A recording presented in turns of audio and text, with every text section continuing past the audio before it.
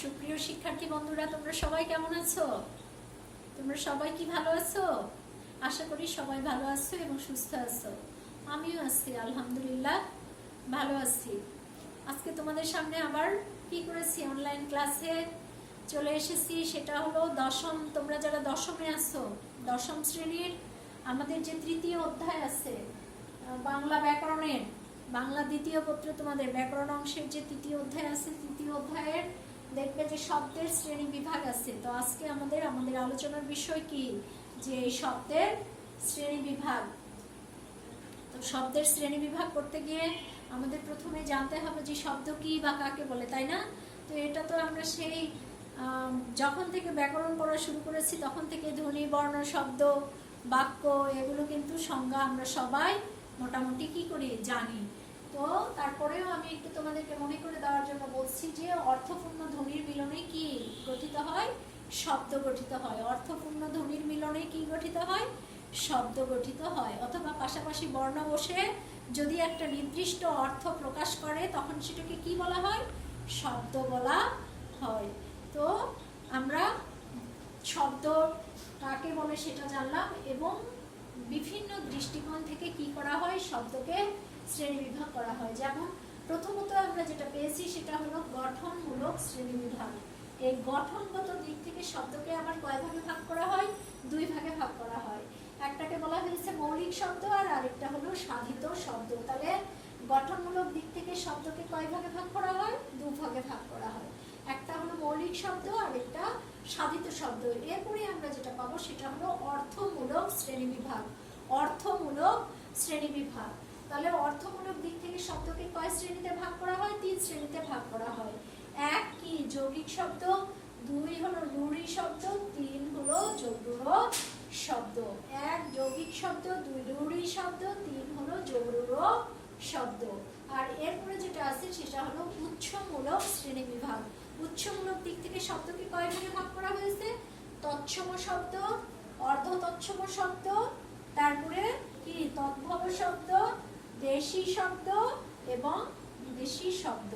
তো এই উৎসমূলক শ্রেণীবিভাগ কিন্তু তোমরা কি করেছো, যে একদম ব্যাকরণ বইয়ের প্রথম অংশতেই কিন্তু তোমরা পড়ে এসেছো যে উৎসমূলক দিক থেকে শব্দকে পাঁচ ভাগে ভাগ করা হয়। তৎসম, অর্ধ তৎসম, তদ্ভব, দেশি এবং বিদেশি শব্দ, সেগুলোর শ্রেণী বিভাগ করা আছে এবং উদাহরণ দিয়ে বোঝানো আছে এবং কি কিভাবে আসলে তৎসম শব্দকে সেই তদ্ভবে রূপান্তর করা যায় সেগুলো কিন্তু সবই আমি তোমাদেরকে ক্লাসরুমে দেখিয়েছিলাম। আশা করি সেগুলো তোমাদের মনে আছে এবং মনে না থাকলে তোমরা আবার ওই অংশটা কি করবে, যে খুলে ভালো করে দেখবে, তাহলেই আমাদের উৎসমূলক শ্রেণী বিভাগটা কি হয়ে যাবে, আবার রিভিশন হয়ে যাবে। তো আজকে আমি এদিকে আর যাচ্ছি না।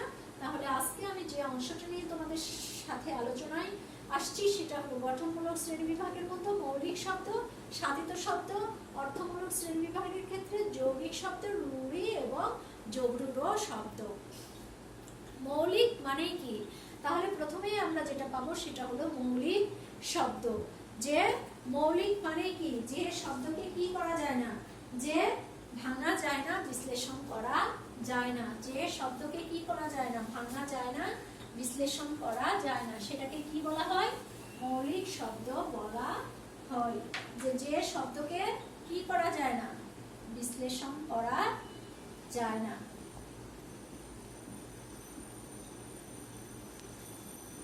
বিশ্লেষণ করা যায় না, সেটাকে কি বলা হয়? মৌলিক শব্দ বলা হয়। যদি আমরা উদাহরণ দেখি, যে মা, বাবা, তাই না, বলছে চোখ, মুখ, হাত, এগুলো কি?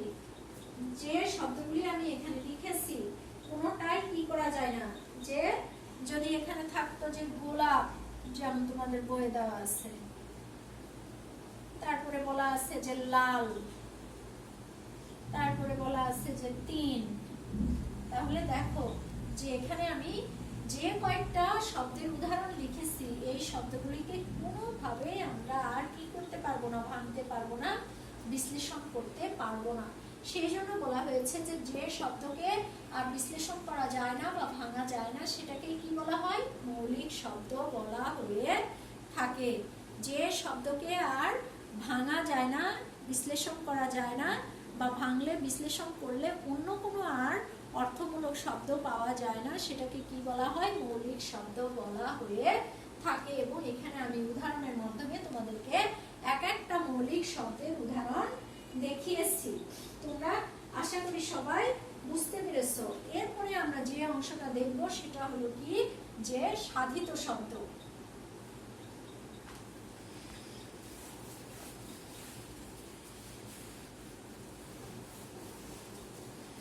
এরপরে আমরা যেটা দেখব সেটা হলো সাধিত শব্দ।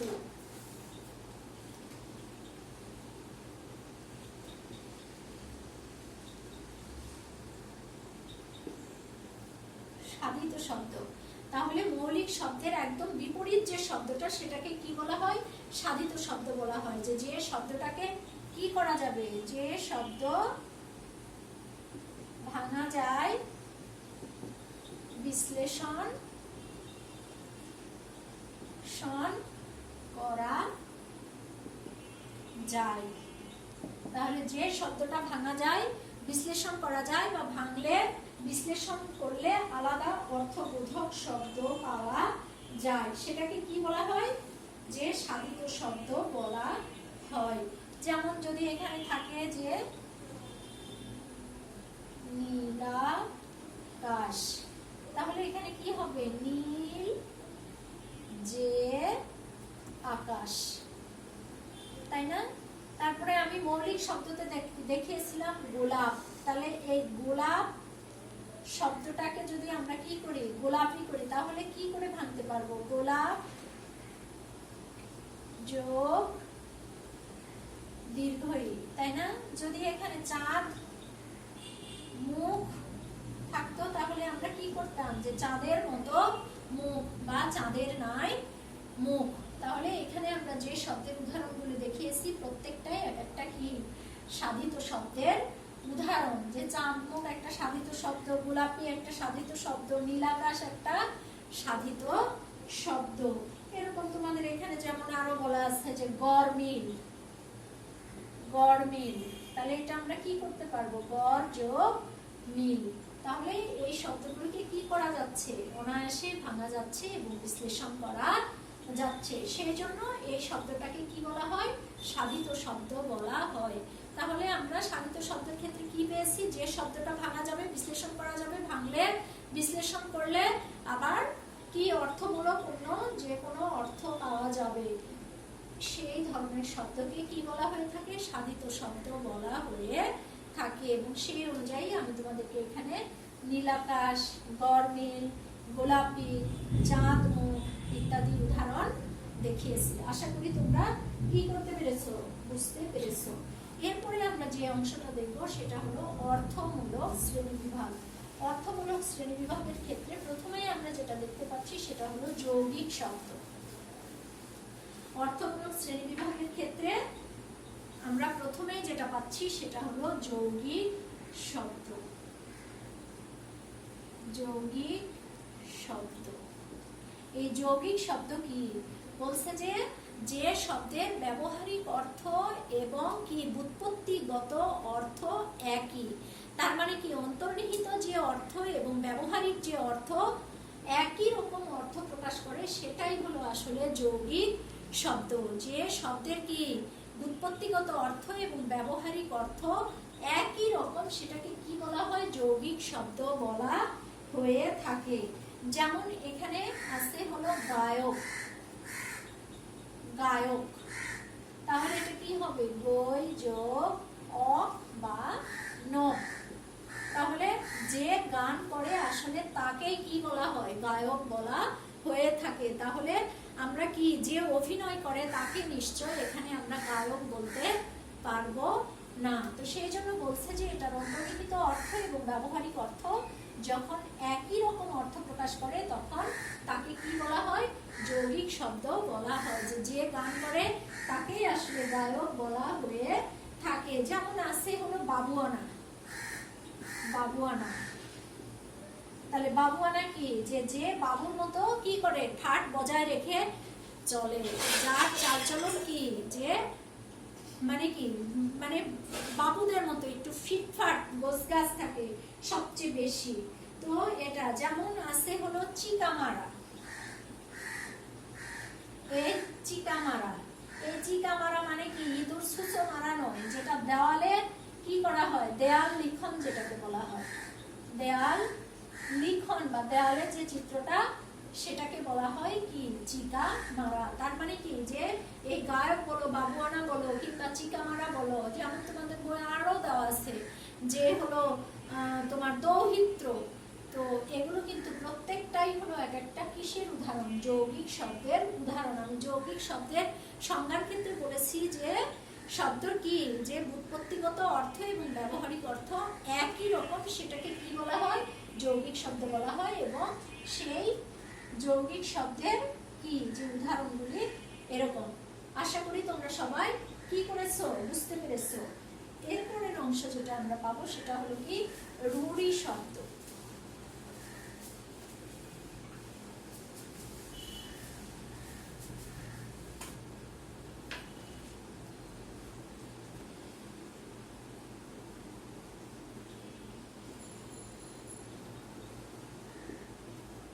রূঢ়ি শব্দ, রূঢ়ি শব্দ দেখো, রূঢ়ি শব্দ পড়তে গেলে আমরা যেটা পেয়েছি যে যেসব শব্দ প্রত্যয় ও উপসর্গ যোগে গঠিত, ধরে নাও এটা প্রত্যয় ও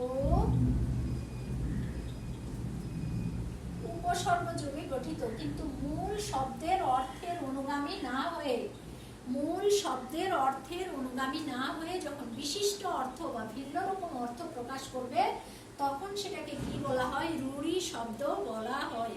বলছে রূঢ়ি শব্দে বলা হয়েছে প্রত্যয় ও উপসর্গ যোগে কি মূল শব্দের অর্থের অনুগামী না হয়ে যখন বিশিষ্ট অর্থ বা ভিন্ন রকম অর্থ প্রকাশ করে, তখন সেটাকে কি বলা হয়, রূঢ়ি শব্দ বলা হয়ে থাকে। যেমন রূঢ়ি শব্দে যেমন হস্তি একটা উদাহরণ যদি বলি, যে হস্তি, হস্তি মানে কি যে হাতওয়ালা যে কারো, যে আমরা মানুষ, আমাদের মানুষের দুটো হাত আছে তাই না, তাহলে হস্তি মানে এখানে কিন্তু কি যে হাত বিশিষ্ট কোনো প্রাণী বা হস্ত আছে এরকম কাউকে না বুঝিয়ে শুধুমাত্র এখানে কি বুঝিয়েছে, হাতিকে বোঝানো হয়েছে। যে হাতিটা কি, যে হস্তিকে কি বলা হয়, হাতি বলা হয়। হস্তি হলো কি, এটা হলো একটা তৎসম বা সংস্কৃত শব্দ। তো এখানে হাত বিশিষ্ট যে কোনো প্রাণীকে না বুঝিয়ে শুধুমাত্র কি হয়েছে, যে হাতিকে বোঝানো হয়েছে। এই হস্তি শব্দটা যদি আমরা ভাঙি তাহলে কি হবে, হস্ত যোগ ইন হবে, তাহলে এই হস্তি শব্দটা কি প্রত্যয় দ্বারা গঠিত, কিন্তু এই প্রত্যয়ের অর্থ প্রকাশ না করে বিশিষ্ট বা ভিন্ন রকম একটা অর্থ প্রকাশ করছে। যেমন আরেকটা যদি শব্দ বলি যে গবেষণা, তাহলে গবেষণা মানে কি, এটা হলো গো যোগ এষণা হবে। তাহলে গো যোগ এষণা মানে হলো আসলে গরু খোঁজা, গরু হারায় গেছে সেটা কি করছি, যে খুঁজে বের করার চেষ্টা করছি। কিন্তু আসলে গবেষণা মানে কি বিশেষ বিষয়ে কি অধ্যয়ন, তাই না, একটা বিষয় নিয়ে যখন কি করা হয়, যে অনেক বেশি পর্যালোচনা করা হয়, তখন সেটাকে কি বলা হয়, গবেষণা বলা হয়। তাহলে অবশ্যই এখানে কি হবে, যে রূঢ়ি শব্দের ক্ষেত্রে গবেষণা মানে গরু সন্ধান বা খোঁজা নয়, গবেষণা মানে বিশেষ বিষয়ে কি অধ্যয়ন। এবং হস্তি মানে কোনো হাত বিশিষ্ট যে কোনো প্রাণী নয়, শুধুমাত্র হাতি হলো কি রূঢ়ি শব্দ। তো এরকম বলা, এরকম যে শব্দগুলি সেগুলো হলো, যেমন আরো উদাহরণ বলতে পারি যে বাঁশি। তাহলে বাঁশি মানে কি, যে বাঁশ দিয়ে তৈরি যে কোনো জিনিসকেই বাঁশি বলা যেতে পারতো, কিন্তু আসলে রূঢ়ি শব্দ বাঁশি মানে কি, যে এক ধরনের বাদ্যযন্ত্রকেই বোঝানো হয়ে থাকে। তারপরে যেমন বলছে যে প্রবীণ, এখানে প্রবীণ, আসলে প্রবীণ মানে কি, যে প্রকৃষ্ট রূপে যে বীণা বাজায়, প্রকৃতি এবং প্রত্যয়গত দিক থেকে প্রকৃষ্ট রূপে যে বীণা বা বাঁশি বাজায় তাকে কি বলা হয়, প্রবীণ বলা হয়। কিন্তু রূঢ়ি শব্দের ক্ষেত্রে এখানে প্রবীণ মানে যে কোনো বয়স্ক বা অভিজ্ঞ বয়স্ক ব্যক্তিকে কি বলা হয়, প্রবীণ বলা হয়ে থাকে। সেই জন্য বলা হয়েছে যে প্রত্যয় উপসর্গ যুগে গঠিত হলেও এই প্রত্যয় এবং উপসর্গের এগুলোর অর্থ না বুঝায় যখন বিশিষ্ট বা ভিন্ন রকম একটা অর্থ প্রকাশ করবে তখন সেটাকে কি বলা হয়, রূঢ়ি শব্দ বলা হয়ে থাকে। যেমন হস্তি মানে রূঢ়ি ক্ষেত্রে কি হবে, হাতি হবে। গবেষণার ক্ষেত্রে অবশ্যই সেটা কি হবে, বিশেষ বিষয় অধ্যয়ন বা গবেষণা হবে। বাঁশি মানে এক প্রকারের বাদ্যযন্ত্র হবে এবং প্রবীণ মানে একজন অভিজ্ঞ বয়স্ক ব্যক্তিকে বোঝানো হয়ে থাকে। এরপরে আমরা যেটা পাবো সেটা হলো যোগরূঢ় শব্দ।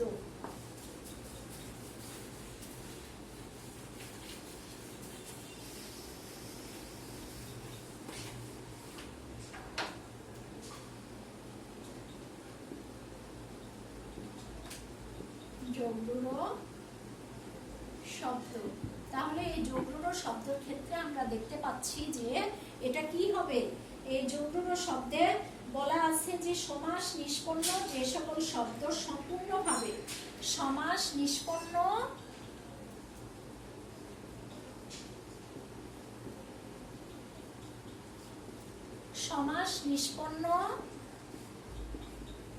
যে সকল শব্দ কি সমস্যমান পদের অনুগামী না হয়ে ভিন্ন অর্থ প্রকাশ করবে। সমস্যমান পদের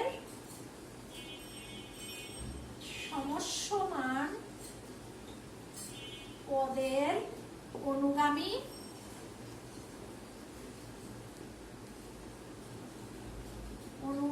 না হয়ে ভিন্ন রকম অর্থ প্রকাশ করবে। তার মানে কি, যে শব্দটা সমাস যুক্ত হবে কিন্তু সেই সমাসযুক্ত শব্দটা যেরকম আমরা বহুব্রীহি সমাসের ক্ষেত্রে কি পেয়েছি, যে সমস্যমান পদগুলির কোনোটার অর্থ না বুঝি কিরকম ভিন্ন রকম একটা অর্থ বোঝাবে, সেটাকে কি বলা হয়, বহুব্রীহি সমাস বলা হয়ে থাকে।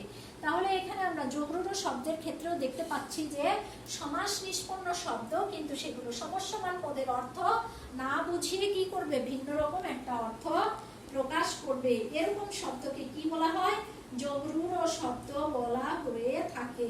যেমন যদি একটা উদাহরণ বলি যে পঙ্কজ, তাহলে পঙ্ক শব্দের অর্থ কি, পঙ্ক শব্দের অর্থ হলো কাদা। তাহলে পঙ্কজ মানে কি, কাদায় বা পানিতে যে জন্মে বা কাদা পানিতে জন্মে বা কাদায় জন্মে যে পঙ্কজ। তাহলে এখানে কি পঙ্ক মানে কি বলেছি, যে কাদা বলেছি। তাহলে পঙ্কে জন্মে যা, পঙ্কে জন্মে